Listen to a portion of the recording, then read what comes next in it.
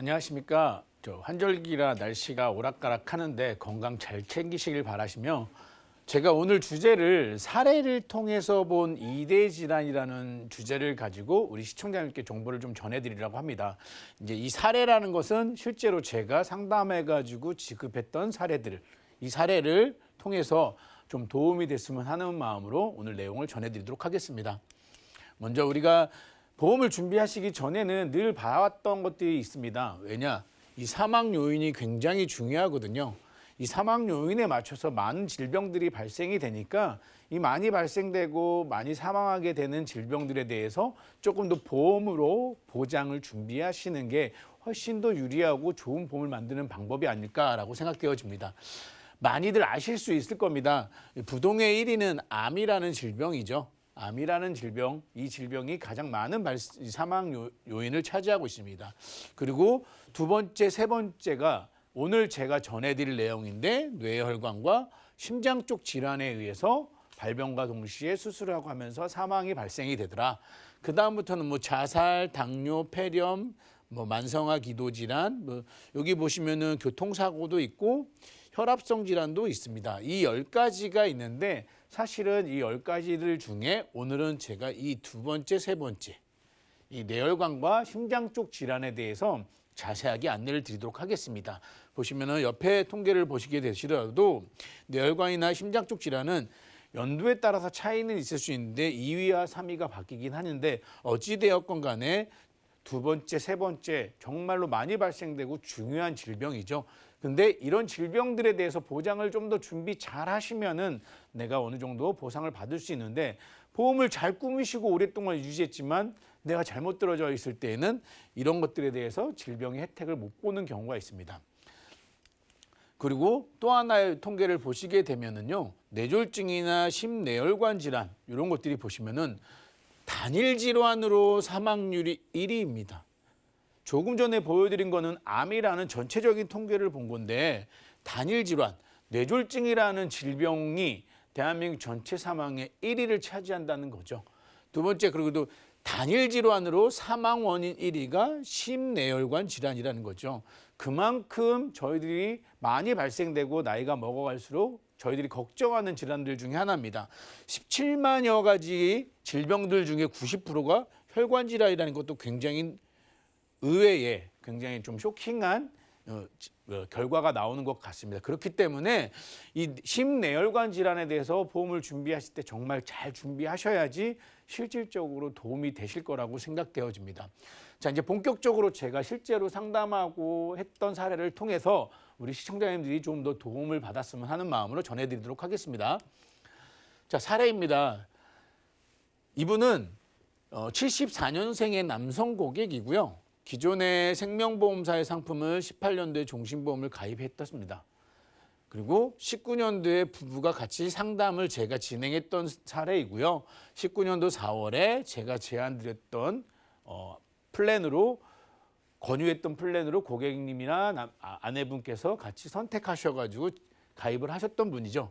그런데 이 상품은 납입면제 및 손해보험사로 제가 변경을 했어요. 기존의 생명보험사에 있던 상품이 나쁘진 않았는데 그래도 부족한 부분이 있고 약간 아쉬운 부분이 있으니 이렇게 변경하시면 어떨까라고 말씀을 드려서 이제 선택하신 겁니다. 그런데 묘하게도 19년도 4월에 가입을 하셨는데 20년도 9월에 상세불명의 뇌경색 진단을 받으셨습니다. 보시면은 상기 환자가 급성기 뇌경색으로 내원하였으며 추후 외래를 통한 추가 관찰이 필요합니다라고 하고 주상병이 상세불명의 뇌경색증이라는 진단을 받으셨어요. 뇌경색증 많이 발생되고 흔히 있는 거 아니야? 라고 생각하시는데 이제 이 질병에 대해서 기존의 보험과 제가 제안드려서 선택하신 보험의 차이를 좀 설명을 드릴 건데 사실은 요즘에는 뇌경색이나 이런 질병들이 정말로 사망과 바로 직결되지 않아요. 전조 증상이 왔을 때 바로 병원에 갔을 때는 충분히 예방하고 치료할 수 있는 그런 질병이기도 하더라고요. 그러니까 이 고객분께서도 보시면은 3일 입원 후 하시고요. 수술이나 이런 거 없이 지금 약물 치료만 받으시면서 퇴원하신 다음에 계속 직장 생활을 하고 계십니다. 그래서 이분이 최종적으로는 진단금을 2천만 원 받으시고 이 이후에 보험료 납입 면제 혜택도 받으셨어요. 그러면 도대체 보험이 어떻게 되어져 있길래 제가 사례까지 꼽는지 한번 비교해서 한번 설명을 드리도록 하겠습니다. 기존의 생명보험사에 가입되어 있던 보험 내용입니다. 보시면은 이제 주계약이 있고 5천만 원이 사망보험금이 있으시고요. 그다음에 암 진단 자금도 있고 암 치료비도 있고요. 2대 질환이라고 하는 뇌출혈과 급성심근경색 진단비도 비갱신형과 갱신형을 섞어가서 2천만 원씩 준비되어 있으세요. 그런데 여기에서 보시면은 뇌출혈만 되게끔 설계가 되어 있습니다. 그런데 이 보험사가 나쁘다기보다는 이 당시까지만 하더라도 대부분의 생명보험사에는 뇌졸중이나 뇌혈관 질환이라는 담보가 없었어요. 그러니 뇌출혈 진단만 가능했던 거죠. 그래서 이 플랜을 짜주신 분도 나쁘지 않겠지만 어찌되었건 간에 이 두 가지 부분이 좀 보장의 범위가 좀 작고 하니까 이렇게 좀 변경을 좀 했으면 좋겠다라고 해가지고 이제 제가 제안을 드렸던 게 이렇게 제안을 드렸던 겁니다. 기존의 생명보험사의 특약들은 5년 갱신이었는데 사실 저는 5년 갱신이 나쁘다고만 생각하진 않아요. 근데 이것도 하나의 사례이긴 하지만은 이제 제가 제안 드린 거는 20년을 내고 100세까지 보장을 받으시는데 보험료는 한 16만 원 정도 나온다. 근데 이렇게 나오게 된 거는 질병 사망이나 환급금도 좀 있었으면 좋겠다고 하셔가지고 부부가 원하시는 대로 상담을 해야 되는데 보시면은 제가 제안드렸던 거는 뇌졸중과 뇌혈관 질환이 각각 1,000만 원씩 가입되어 있어요. 그러면은 조금 전에 보여드렸던 그 증권과 이 증권의 차이는 보장의 범위입니다. 뇌출혈과 뇌졸중과 뇌혈관 어떻게 차이가 있길래 보험금이 지급이 되고 안 되느냐? 사실은 기존에 만약에 생명보험사를 유지하셨다고 하시면은 제가 좀 전에 보여드렸던 이 사례가 되었을 때 보험금을 한 푼도 받으실 수가 없어요. 특히나 입원비가 있었다고 치더라도 3일이 넘지 않았기 때문에 입원비도 지급이 안 되고 수술도 안 하셨기 때문에 수술보험금도 지급이 안 되고 진단금도 지급이 안 됐었어요. 근데 이유는 뇌출혈 진단금만 있었기 때문인 거죠. 그거를 뇌졸중과 뇌혈관 질환 진단비로 변경을 통해서 이 고객은 진단금도 2천만 원 받은 데다가 보험료도 더 이상 안 내셔도 되는 납입 면제 혜택까지 보신 겁니다. 그러니까 꼭 확인해 보셔야 될 게 본인의 증권을 보셔가지고 난 다 돼 있어라고 판단하시면 안 되세요. 꼼꼼하게 챙겨 보셔가지고 과연 내 보장의 범위가 이렇게 잘 되어 있는지 방송에서 보신 오늘 방송에서 전해드린 내용들이 꼼꼼하게 있는지를 꼭 체크해 보셨으면 좋겠습니다. 이제는 제가 이 사례를 통해서 이렇게 보험금이 지급됐다 이렇게 말씀을 드렸는데 사실은 좀 전에 보여드렸던 사례가 저의 사례랑도 많이 비슷합니다. 물론 저는 진단을 받지는 않았지만은 저도 최초의 보험이 생명보험사의 종신보험으로 사망보험과 수술 다 넣어가지고 했는데 뇌출혈과 급성심근경색 담보만 가능했어요. 저 역시도 보험을 가입한 거는 10년 전이었지만 제 보험도 그랬기 때문에 저는 이런 질환들에 대해서 보완을 했던 겁니다. 그래서 저와 같은 사례에 계신 시청자분들이 많을 거라는 생각이 들어서 오늘 이 주제를 잡았던 거거든요. 그리고 사례를 전해드린 거고요. 그렇다면은 본격적으로 2대 질환이 도대체 어떻게 준비하고 뭘 해야 되는지를 자세하게 좀 말씀을 드려보도록 하겠습니다. 보시면 2대 질환 발병 현황인데요. 뇌혈관이라는 것도 있고 뇌졸중도 있고 뇌경색도 있고 뇌출혈도 있습니다. 그래서 뭐 심장 쪽은 허혈 심장질환이라는 것도 있고 급성심근경색도 있고 협심증도 있습니다. 이 다양한 이거보다 더 많은 심장질환이나 뇌질환의 질병이 있지만은 가장 많이 발생되고 보험 혜택으로 적용받을 수 있는 범위를 요걸로 좀 추려가지고 안내를 드리는 겁니다. 보시면은 뇌출혈 진단이 뇌출혈 환자보다는 뇌경색 환자가 5배 정도 높다. 그러니 발병 확률이 훨씬 높다는 거죠. 그렇다고 하면은 내 보험이 뇌출혈만 되어 있다. 그러면은 이 많은 확률들 중에 내가 오랫동안 유지한 보험의 혜택을 못 받게 되시는 겁니다. 심장 쪽 질환도 보시게 되시면은 협심증이 급성심근경색보다 7배 정도 발병률이 높대요. 그런데 대부분의 많은 보험들이 과거에 가입하신 것들이 급성심근경색이라는 보험의 특약으로만 되어 있으십니다. 그렇기 때문에 협심증이라는 진단이 나왔을 때는 보험금이 지급이 되지 않는 거죠. 그래서 이제 이런 통계들을 기준으로 해서 많이 발생되는 게 뇌혈관, 뇌졸중, 뇌경색, 뇌출혈이라고 하고 허혈심장질환, 급성심근경색, 협심증이라고 하니 그러면 이런 거를 다 보장받고 준비하는 방법을 자세하게 꼼꼼하게 한번 들여다보도록 해볼게요. 자, 뇌혈관 질환 먼저 보도록 하겠습니다. 여기에 보시면은 질병분류 코드라는 게 있어요. 이 질병분류 코드대에 맞춰서 내가 진단을 받았을 때 보험금이 지급될 수도 있고 안 될 수도 있는 겁니다. 그런데 보시면은 조금 전에 제가 보냈던 사례를 보시게 되시면은 I6으로 시작하는 63 코드의 뇌경색증 진단 코드를 받으신 고객이에요. 그런데 만약에 뇌출혈이 아닌 대뇌출혈이나 지지막하 출혈 이런 I60, I61 이런 진단 코드를 받았다면은 다 받으셨겠지만 그게 아니고 이 I63이라는 코드를 받음으로 해서 보험금을 못 받을 수 있거든요. 근데 확률적으로 보시게 되시면은요. 이 세 가지가 뇌출혈 진단입니다. 뇌출혈.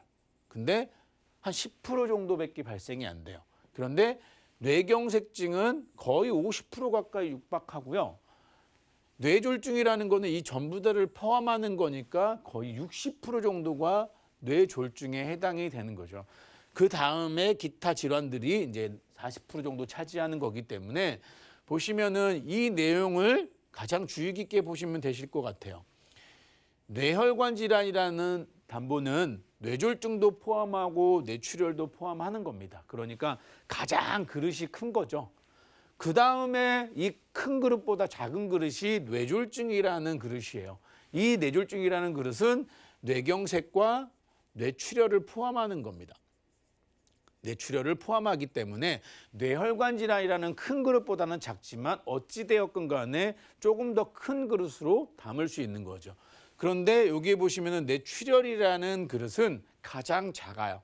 그래서 뇌혈관 질환이라는 그릇 안에다가 나의 보험을 좀 넣었으면 좋겠다. 그래서 만약에 뇌혈관 질환 가입이 안 된다. 그렇다고 하면은 가능하면은 뇌졸중이라는 담보를 통해서 거기에 내가 그 보험을 통해서 내가 혜택을 보는 게 유리하다.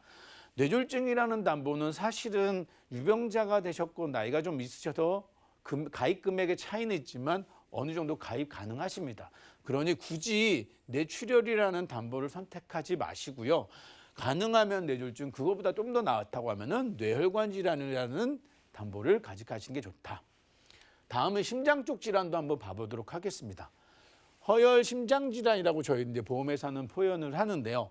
역시 질병분류 코드에 따라서 보험금이 지급이 되는데 여기에 보시면은 급성심근경색은 I21, 그다음에 I22, I23 이 세 가지가 급성심근경색에 해당하는 코드인데 보시면은 10% 조금 넘어요. 그러면 대부분의 심장 쪽 질환은 아까 말씀드린 것처럼 급성심근경색보다는 협심증이라는 진단이 7배 높다고 했잖아요. 거의 70% 가까이 협심증 진단 발병 비율이 높게 되는 거죠. 그런데 일반적으로 보험회사들은 협심증이라는 병에 대해서 별도의 진단금이 있는 것은 아니에요. 그러면 이 협심증 진단을 받기 위해서는 어떻게 해야 되느냐? 조금 전에 보여드렸던 것처럼 허혈심장질환이라는 담보로 보험을 준비하시면 되세요. 이 그릇이 심장 쪽 질환은 가장 큰 그릇인데 거기 안에 협심증도 들어가 있고 급성심근경색도 들어가 있고 여기 보시면 허혈심장질환 다양한 그릇들이 다 들어가 있습니다. 그러니 허혈심장질환으로 준비를 하셔서 가장 발병 빈도가 높은 협심증에 대한 보장도 준비하시게 되는 거죠. 심장 쪽 질환과 관련돼서 이렇게 많은 질병분류 코드들이 있는데 이게 기타 급성 허혈심장질환이라는 질병분류 코드예요. 이 하나에만 해당되는 게 이렇게 많습니다. 그래서 일반적으로 보험회사의 약관을 들여다보게 되면은 한 26에서 7가지 정도의 질병분류 코드가 있는데 이것들을 다 보장받기 위해서는 이 허혈심장질환이라는 게 가입이 되어야지 보장이 된다. 그러니 가장 큰 그릇에 가능하면 담을 수 있도록 하자. 조금 더 이제 뇌나 심장 쪽 질환에 대해서 안내를 드렸는데 왜 그러면은 제가 나와서 이렇게 말씀을 드리느냐. 방송에서 계속 중요하고 꼭 챙기셔야 됩니다라고 말씀드린 이유 중에 하나는 가입 한도가 대폭 축소됐어요. 사실은 2019년도만 하더라도 성인 기준으로 3, 4천씩 가입할 수 있었는데 올해 들어서는 보험회사가 손해율이 낮아지니까 확 떨어뜨렸거든요. 그래서 가입 한도가 굉장히 많이 축소되었고 특히나 유병자분들은 가입이 굉장히 어려우세요. 그리고 60세가 넘어가면은 정말 보장의 범위가 확 떨어집니다. 그렇기 때문에 기존에 60 이전에 미리 이런 것들을 꼭 준비를 해두시는 게 조금 더 유리합니다.